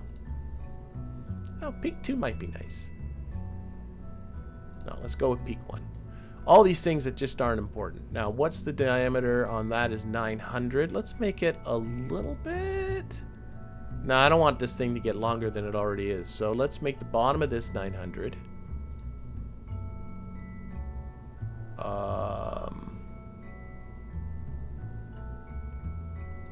And get into the avionics.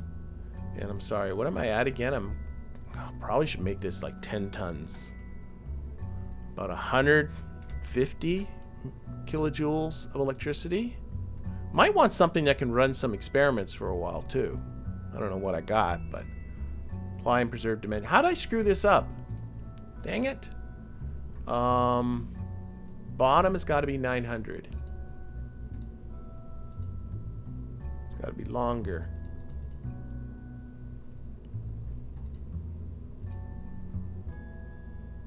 Still longer. There we go. Okay. 10 tons, 150 kilojoules, and apply and resize to fit. There we go. So there's our steely missile. Oh, and this has got to be avionics too. Oh, it's already on the avionics prototype. It's got to be near Earth. That is true because it's got to do stuff for us. So this is, oh my god, now the bottom of it's not right. The bottom needs to be, I know what happened. Now I know what I did. I was clicking on the wrong thing. 970. This is back to 2 minutes. Okay, there is our lovely steely missile of doom. Okay. Next, it needs to be guided. So we need to put on some, how heavy is this? 10 tons. Okay, we'll try and lift it. We'll see. Hopefully I can lift it without too much trouble. That's actually, maybe before I get any further, let's talk about lifting it. So the engines we're looking at single. Let's just start minimizing a lot of these ones I'm not looking at. Tiny solids I don't care about. Small solids I don't care about. What I do care about is the single ignitions and ground lit engines. So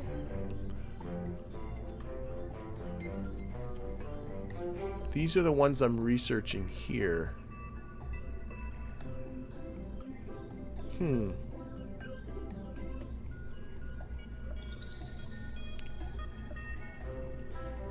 these are like little, yeah. Okay, so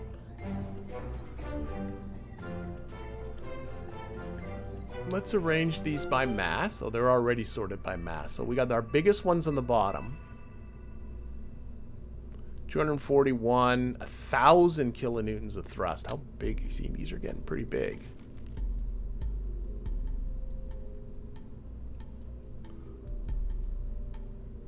This might have been the one I used previously.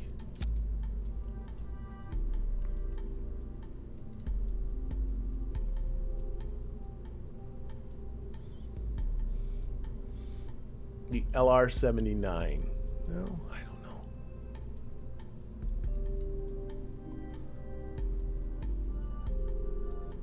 Why not go big? Oh, this is the one I used previously, this one. But why not go big? Am I researching the RDO? Okay, no. So we got the LR79. We have this guy with its 617. This is the one that was used on the Atlas rocket, was it not?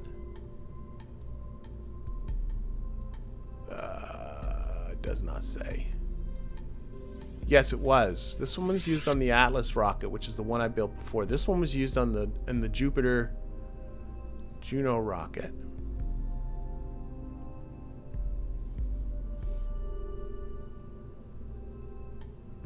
Bit more thrust. A lot more mass, but a bit more thrust. But I got this one right now. Can I be building this all this time? Is that what I'm like learning myself here? I do have this one. Maybe I can build something. Maybe I've been an idiot all this time. Oh my god. Let's put a tank on the bottom of this. Oh no, but I couldn't have been because of the... Maybe I can get something built. Okay, let's stop. Let's stop before I get to orbital rocketry. What I'm looking again at are... What does this motor need? This is my best motor that I currently have unlocked. Let's see if we can do this. I got a little bit confused because I was looking at...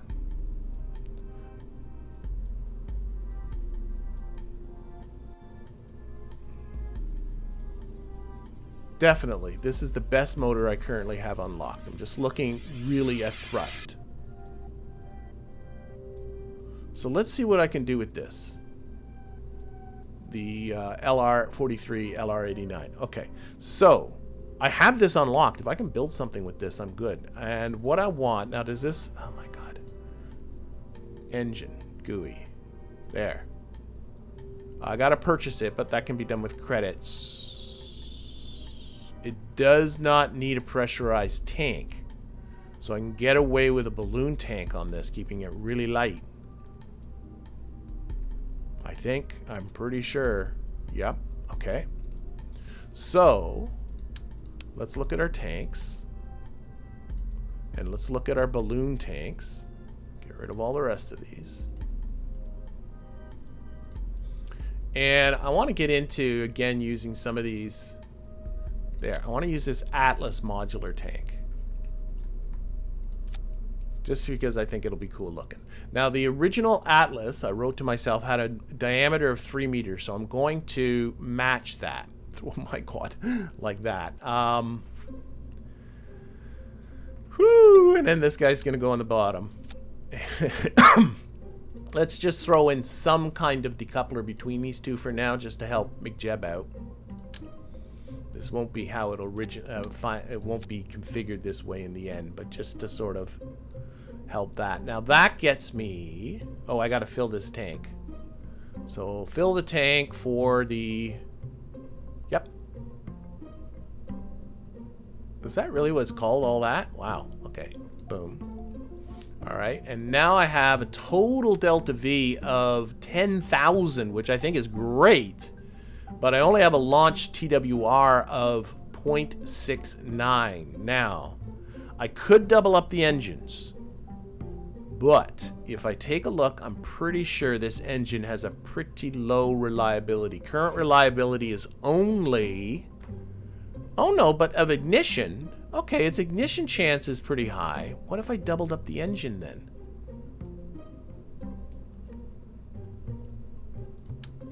So if let's move this up.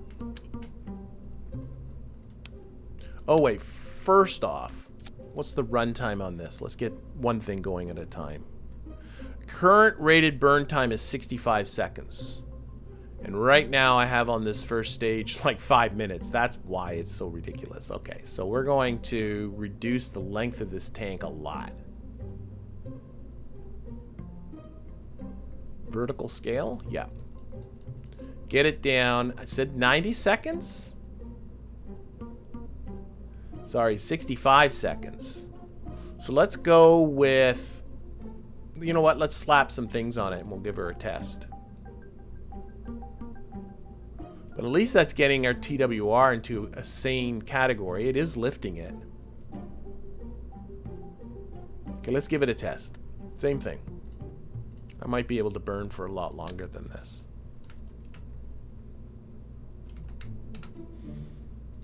Okay. So, simulate. Again, we'll want engine. Alright, so once again, we're on this motor. We're just going to activate the engine. Oh, throttle up would be a good idea. And again, mean time between failures is currently 4.5 minutes.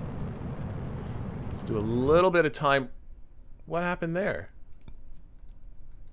Oh. Okay, let's restart the simulation. I time warped and the engine turned off. Let's restart this.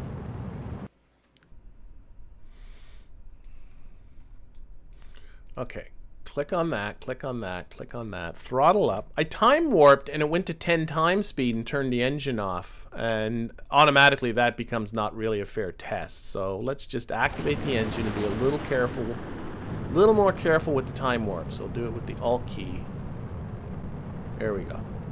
And what we're doing is we're getting it up to, we're close to the rated burn time. And then once again, we'll take a look at what our mean time between failures does.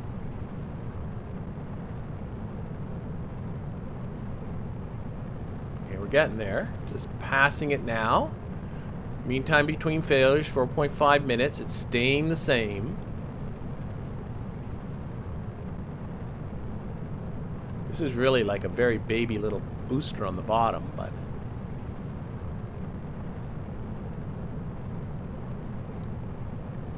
and I don't know if I should make this maybe smaller. Oh, it's starting to come down just a little bit at 90 seconds. Just came down 0.01 of a minute. Came down again, but still doing pretty good. Just getting to 100 seconds now.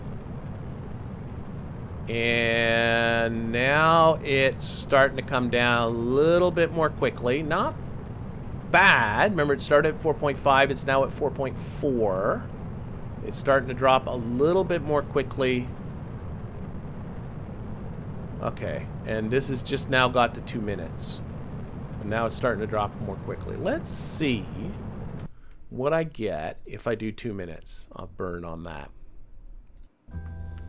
Okay, so right now I got 3 minutes of burn. Oh my god, so 2 minutes of burn. Not great, is it?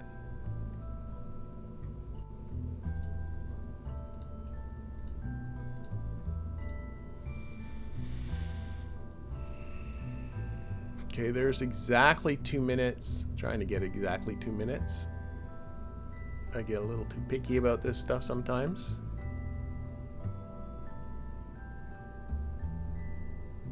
Fine, just over 2 minutes. There we go. 2 minutes of burn time there.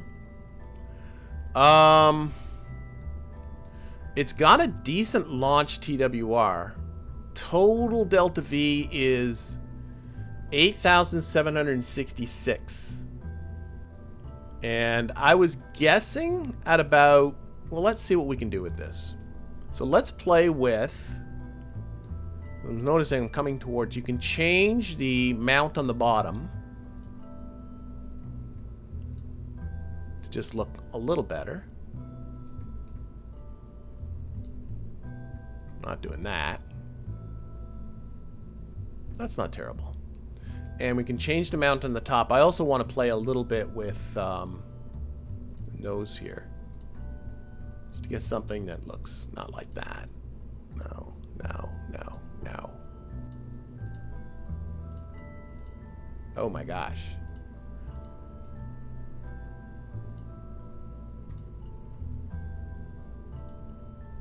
I like these dome tanks. I think I might need it to be flat. That's kind of cool. Not very aerodynamic, but cool. Might do something like this.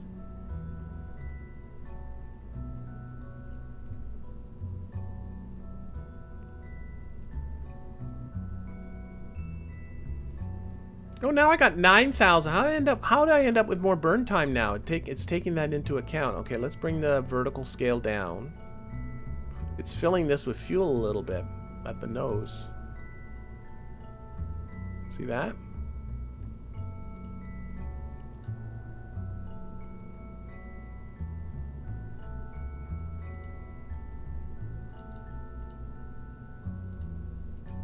Wow, there are a lot of options.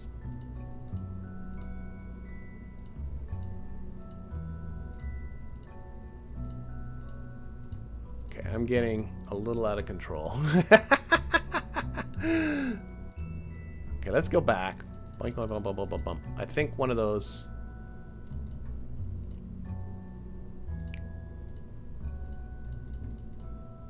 I just scroll. Oh yeah, I can do it this way. Oh.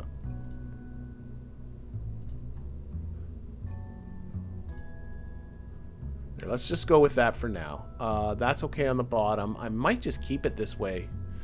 I gotta shorten this tank though. Vertical scale's gotta come down to get it down to... What? I said 2 minutes, didn't I? I'm not sure if I'm happy with 2 minutes.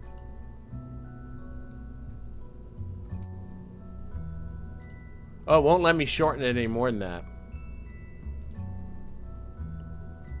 Okay, let's just bring the length up.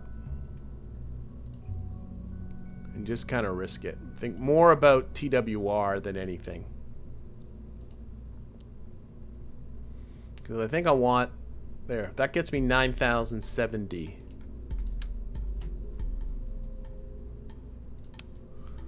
Oh, I'm not so sure. We'll see. I'm too close to the end of the video to really get too picky about these things. Okay, boom, boom, boom, boom. I want... this thing is going to need RCS, so we are going to need to put on some RCS blocks.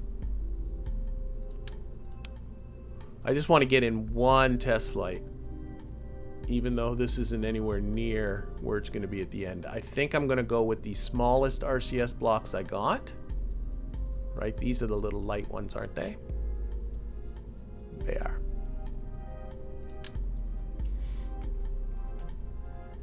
We'll go with that. Again, just a two-way variant because it's just going to control yaw and pitch. We're going to rotate them like that and like that. And then we're going to need to slide in an extra bit of fuel here. Now let's configure these guys for HTTP. Again, I keep putting in that extra T, HTTP, and then we've got to put in a tank. And we'll make this, might as well make it just a conventional aluminum tank because it's going to be so small it really doesn't matter. Do these need to be pressurized? Probably. Maybe not. Okay, we're going to make this tank 970 in diameter. We're going to make it aluminum at the very least. And we're going to fill it for...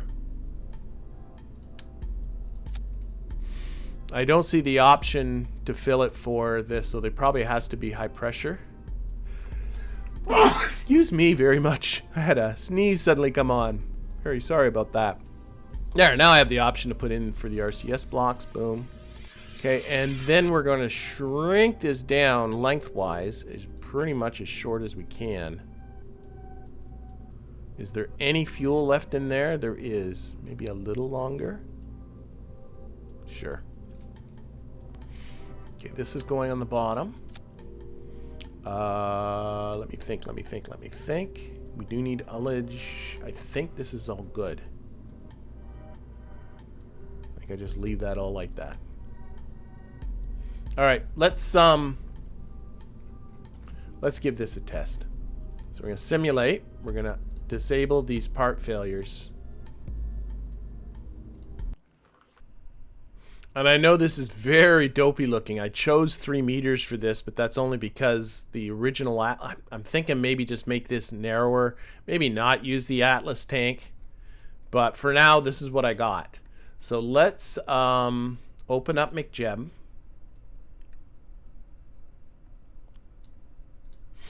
And we're going to get into the Ascent guidance. Also, people have been telling me there's that smart RCS.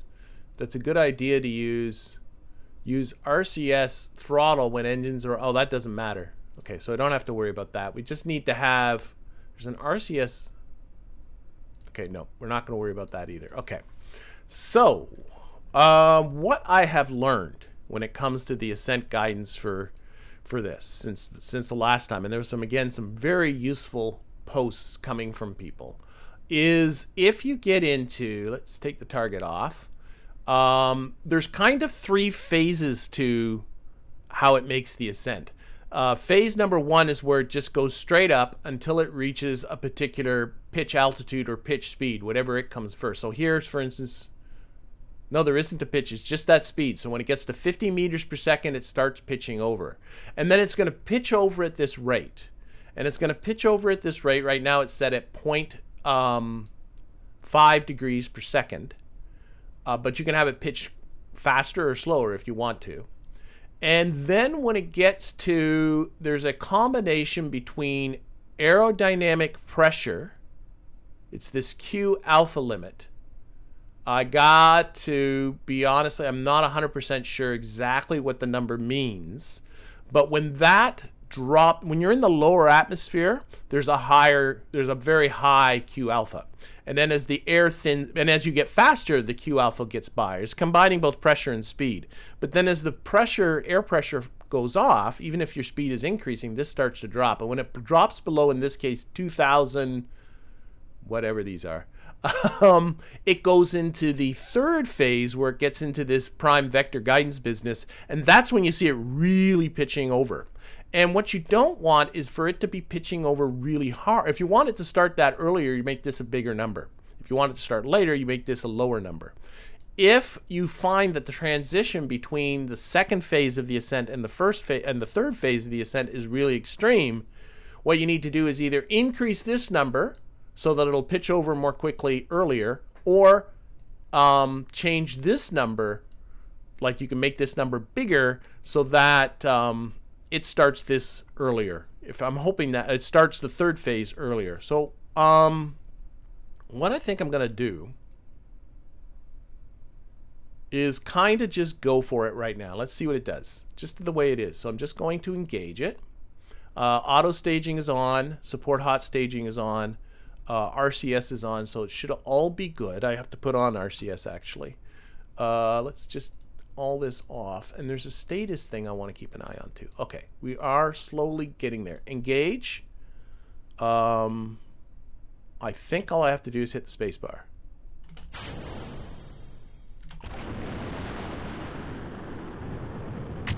Yeah, we're off. All right, so it gets, so right now it's just going straight up. And then when it gets to 50 meters per second, it starts to pitch over. Okay, so now it's starting to pitch over. I don't know where it's going. Oh, it's losing control is what it's doing. Does this have any gimbaling on it, by the way? I don't know if it does. Oh boy, oh boy, oh boy.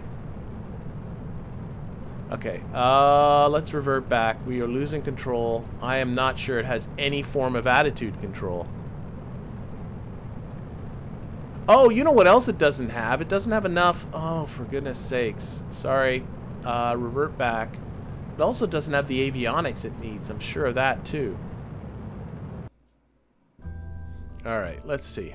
Engine config. We're getting set on that. I'm not convinced this thing has any gimbaling.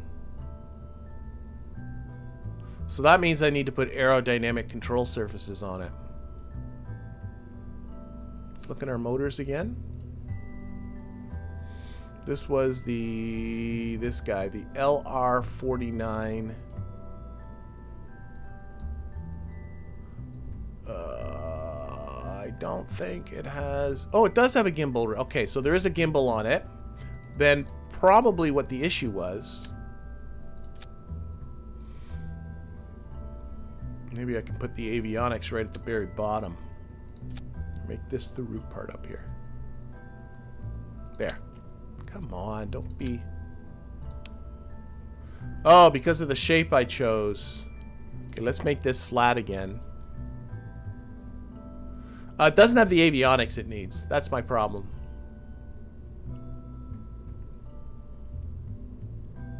Nose. We're gonna just go flat. Oh, I'm hitting the mount. Frick's sakes. Keeps moving around on me.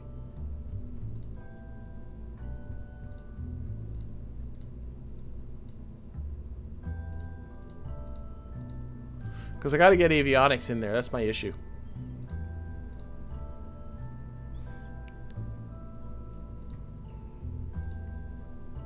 Okay. So my issue is that there's avionics at the top, but that only handles 10 tons of rocket. And there's another... I got 40 tons of rocket down here at the bottom. So what I need... If I take... Oh my gosh. There. What is the root part here? Root part should be up here. For goodness sakes. There we go. I need an avionics package in here. That's... Yep. Let's make it 3 meters in diameter to match the rocket below. And it needs to... We had a mass... It was like... What was it at? Oh, probably in around the 50-ton range now. 50 tons? Near Earth? Give it like 100 kilojoules? No, probably not even that much. 50. It's not running anything. It just, other than the avionics, it's not running anything. Apply and refit. Okay, that's pretty small. Okay. That might have been the sole issue.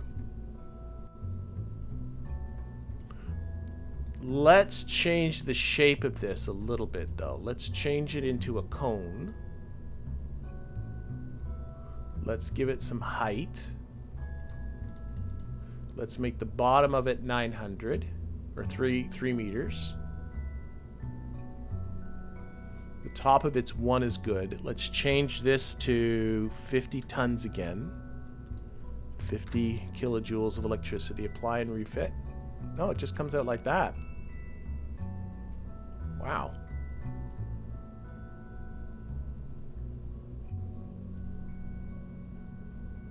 Just under 40 tons, actually. Okay, let's just make it longer just for shape.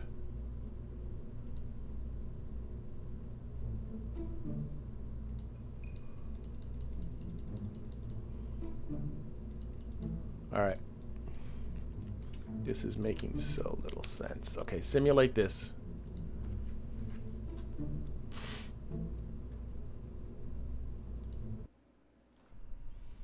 It also took a significant knock on the DV too, so I'm not exactly encouraged by this, but we'll go for it. So let's engage our autopilot, throttle up, go. All right. And this is going to be it. Looking at where we are in the video, this is going to be it. We'll see what this does. But I'm not happy with it yet. I do think I need to make the tank smaller. I might give up on this Atlas modular tank, though I do like, you know, it just looks funny. So make this a little longer. And I don't think it has the DV to get there. But who knows? Who knows? Let's see what happens. Okay, so at least it's in control now. You can see now it's pitching over. This is what I was sort of talking about before. It's doing the pitch over part. And this will continue. Now, is there until the Q alpha gets below 2000, is there somewhere where it's telling me what that Q alpha is currently? Probably there's a flight stat somewhere. There's a bunch of numbers here.